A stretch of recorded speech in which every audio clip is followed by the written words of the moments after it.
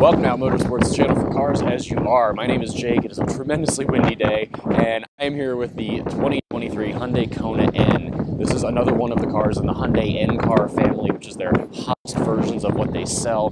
We've had the Veloster N in the past, which is now not on sale, RIP. We've had the Elantra N, which is for sale, and I just drove about a month ago. Really enjoyed that. And now we've got the Kona N. I had several friends tell me, hey, this is a really, really fun car. You have to drive it. And I reached out to Hyundai and they were like, yeah, we agree. So take it for a spin. So let's talk about what this is. We're going to make this pretty quick because it's chilly and it's windy, but the most important part is how it drives. So we'll get to that in just a second. As far as what's going on here, like I said, this is the hottest version of the Kona being more of a tall hatchback than anything. Holy cow, this wind. But Hyundai calls this a performance SUV, which it's because it's got a hatchback. But this is a hatch. It's not a crossover. It is front-wheel drive only. It is the same drivetrain that is in the other N cars, which is to say a 2-liter turbocharged 4-cylinder, 276 horsepower, 289 pound-feet of torque. Now, in the Elantra N and the Veloster N, you could get a 6-speed manual transmission, but here they're not doing that. You only get an 8-speed wet DCT. A wet DCT is the good kind. That's like what Volkswagen uses in their DSG. It's not a dry clutch system like Ford used in their Power Shift in the Focus and Fiesta that had all those problems. So wet DCT is the good kind. You do get these unique wheels. You get upsized brakes that are 14.2-inch rotors in the front, 12.4 inches in the back. And you've got a slightly wider tire. This is on a summer performance tire. Otherwise, what you're getting here is adaptive suspension that'll change based on your drive modes, an exhaust that is active and will change with your drive modes, and some unique seats on the interior. You can see there's, some different graphics going on. You've got the red calipers, the red stripe there.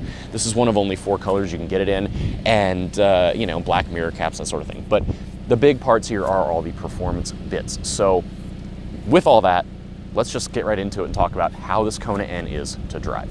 Okay, so let's talk about driving the Hyundai Kona N. So first of all, highway driving, higher speed, road trippy sort of vibes. It does a pretty good job at that. I don't think the ride is super stiff and super uncomfortable for that sort of scenario. It is, of course, stiffer than a regular Kona would be between the shocks, the wheels, the tires. Everything's upsized and a little stiffer, and that's what you're going to get as a slightly firmer ride as a result of that. It deals with potholes and bumps and imperfections in the road fairly well. The only time I've felt it, maybe a little imperfect is in the city where, you hit some potholes and bigger bumps and things on poorly maintained roads. And that's just, it's only going to be so good as anything that's a performance-oriented car will be. As far as other, highway driving characteristics, there is a decent bit of wind and tire noise, but, when you think of what the Kona is, it is, it's a somewhat economy-minded vehicle at its core, so there's not going to be a ton of insulation and everything. This is not a luxury car, so I think it's fine for what I want it to be. The seats are comfortable for highway use. The sound system is good for highway use. There's lumbar support on the driver's side, but on the passenger side, so if you have a passenger, they're out of luck there. I do think the bolsters are great both for highway driving and on back roads. Of course, based on your body type, you need to take a test sit because everybody will feel differently about a seat like this. They fit me very well, but your mileage may vary. Now, as far as the party pieces of this car, we're on back roads. That's where this all shines. That's where any vehicle like this is going to be more in its element. So you've got the Turbo 4 up front, you've got the DCT, and then the adaptive everything going to some bigger brakes, like I mentioned. So it's all fun. The DCT, I think, is a good partner. I liked it in the Veloster N that I drove last year. On the street, as far as like slower speed driving, there are moments where it's really, really good and moments where it's perhaps a little less good, just where it takes a little longer than I would prefer to engage the clutches, notably in reverse. And I suspect Hyundai is doing that for transmission life, clutch life, fluid life, all that. It just takes a little extra prod of the throttle to get you moving, and I think a lot of people might have a hard time acclimating to that at first. But otherwise, you've got a couple drive modes. There's a normal mode, there's a sport mode. That's what I'm in now. That amps up the exhaust a bit. The exhaust is not nearly as loud as it is on the Elantra N, so that is just a little interesting change. But you can really rag on this, and It feels pretty good. It's interesting because two things. I think the engine mounts are a little soft because if you get it going, you know, accelerating hard out of a turn or something, you can hear the engine kind of banging on the engine mount a little bit, probably on the rearmost one. I had a Ford Focus ST when those were new, and it would do the same thing, and it was just from soft engine mounts. The whole thing would rock a little bit. It does give it some character, which I find amusing, so I'm not really knocking it, it's just a thing it does. Otherwise, it does have that limited slip diff, but when you do put your foot down and it builds boost, it will want to wander a little bit here and there, which is something that I found the Veloster N and Elantra N to do less of. So probably just how this car is set up for suspension and everything, it's just a little, you know, a little different from either of those, and it's going to put power down just a little differently. And then as far as how this engine builds power, there's a red button here called NGS. That's for N Grin Shift, which is basically an overboost function. So I'm gonna put it back to drive. I'm gonna push Grin Shift, and I've got 20 seconds, and that's overboost. I'll put my foot in it.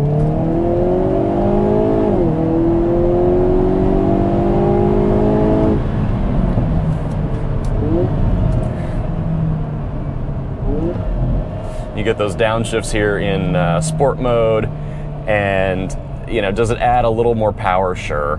Does it feel markedly quicker? No.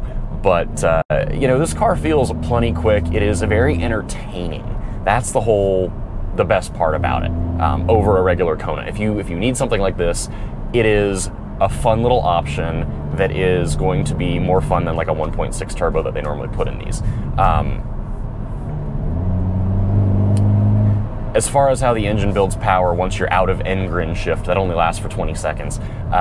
It feels very good. There's a teeny bit of turbo lag at the very low end, and then it builds and, you know, makes power toward the top of the revs. It feels like it falls off maybe around 5,500 or so, which is fine. It doesn't really irritate me because the DCT shifts quickly, lets you move around the gears to keep it in that power band, so it doesn't need to be the broadest power band.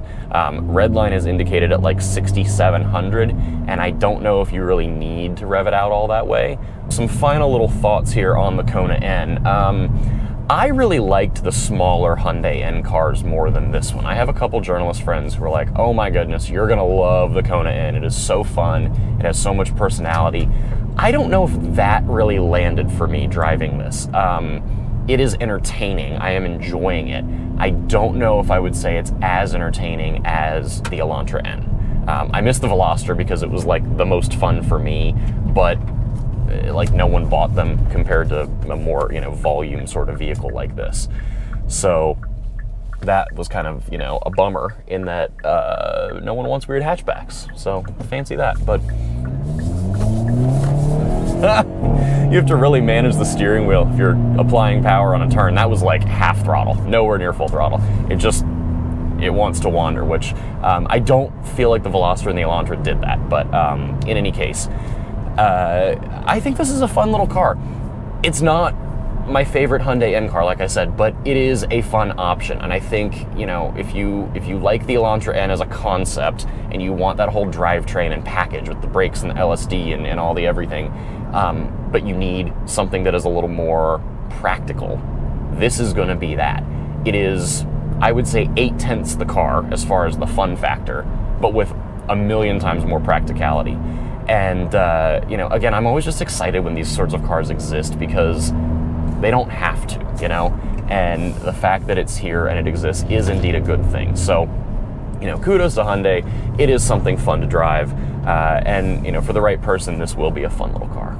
All right, and that is it for this review of the 2023 Hyundai Kona N. Thank you so much for coming along. As always, please be sure to like, share, comment, and subscribe right here on YouTube. Give us a follow on Facebook, Instagram, and maybe Twitter if they still exist, at Out Motorsports. You can also join us at outmotorsports.com if you'd like to join a community of fellow LGBT automotive enthusiasts and motorsports competitors. Until next time, please stay safe, be well, see you again soon.